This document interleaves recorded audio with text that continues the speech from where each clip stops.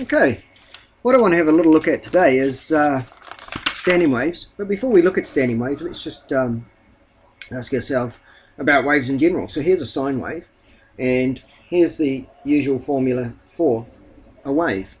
Now, y gives you the amplitude as usual, so this would be your y.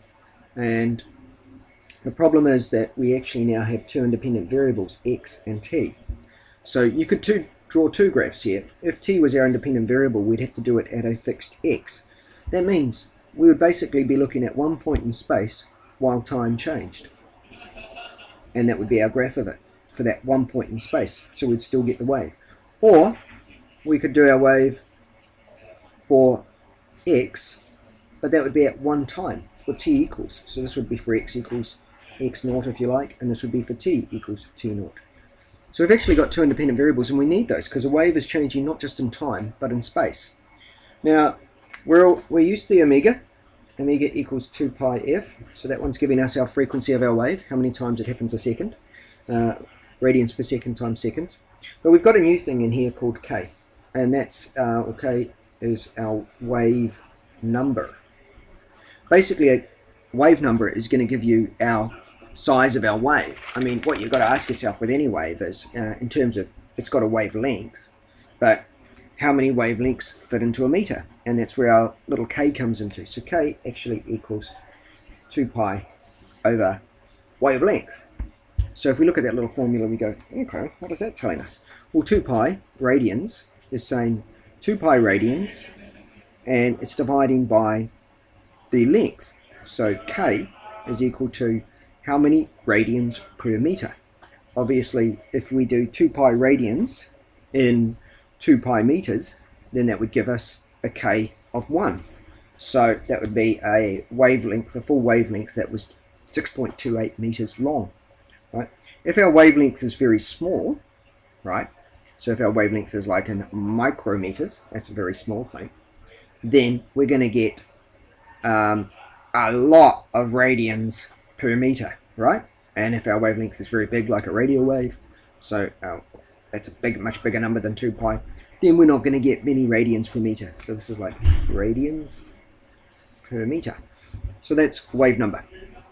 Now, with a standing wave, we've got two waves, same frequency, on one point. So basically, you've all probably seen the standing wave, or maybe that one.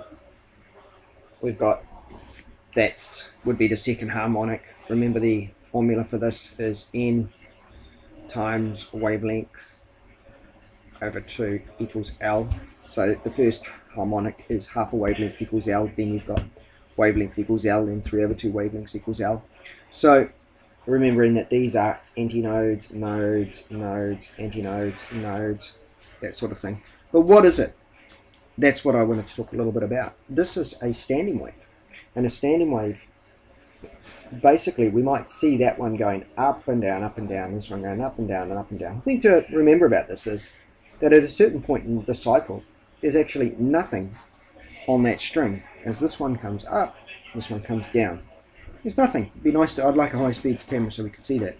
So, anyway, moving on from that, what we've actually got is, with a standing wave, we've got a wave going that way and a wave going that way. And they're both the same frequency, so we could characterize them by this formula here. And what they're doing is they're producing an interference.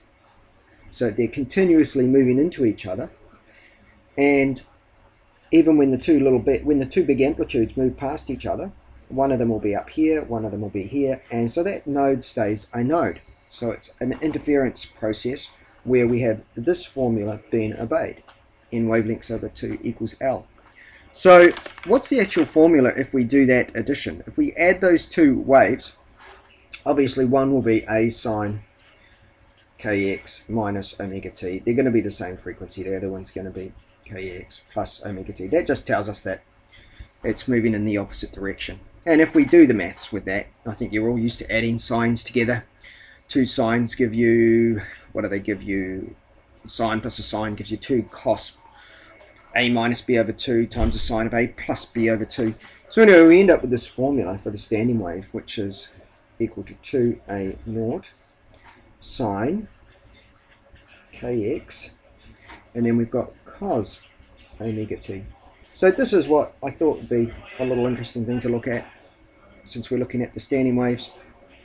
We're seeing that the amplitude, this would have been A naught over here, is twice as big at certain points, right? So with the standing wave, this amplitude is twice as big as the original wave. But what it also is telling you is that if we have a look here, we've got certain points on the string. So this is the frequency. Frequency stays the same. But what this is, this front part here, the sine kx, is modulating. Obviously when sine kx equals 1, we're going to get an antinode, right? That's going to give you the biggest amplitude you can get. Only at certain times, obviously when the cos omega t equals 1. So when cos omega t, that's what I meant by how when the standing wave is in operation, there are certain points in time where there's nothing on that line. So let's take it that we're at one of those times when the amplitude is at its maximum. So that would need the appropriate t for that. Now we've got the appropriate t, we're at the amplitude point. We could see that the sine kx must equal 1 to get that maximum amplitude. So that's only going to happen at certain x's. So this formula basically will give you the x's where the antinodes and nodes occur. Obviously the sine kx is going to be a constant, so that can only happen at one place. Same as the nodes, where the sine kx equals 0, no matter what the frequency is doing. So this formula gives us all the standing wave information, and I thought you'd like to see it.